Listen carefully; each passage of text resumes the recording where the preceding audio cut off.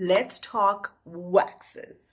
When it comes to waxes, it's seriously a personal preference. It also makes a difference on what you're making it for. If you're making it for a customer and what their requirements are and the type of candle. For example, soy wax, for example, is not so great for pillar candles. Here you're looking at using an IW3 kind of wax, I'm going to show you now, or refined paraffin wax. These are best suited for non-vessel candles, so pillar candles, and it's long lasting, it's sturdy. Like, you can seriously do some damage with these candles.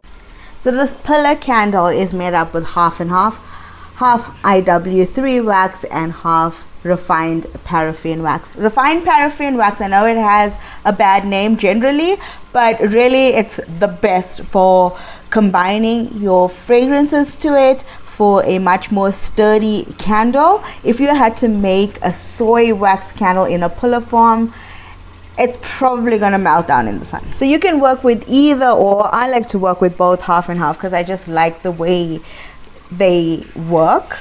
They hold the fragrance much more steady, and it's for a far more steady candle. Soy wax, beeswax, palm wax, coconut wax are all your soft natural wax. This you can use as massage candles. So if you don't add any unnecessary things to it, you can make it a candle in a purest form as a massage candle.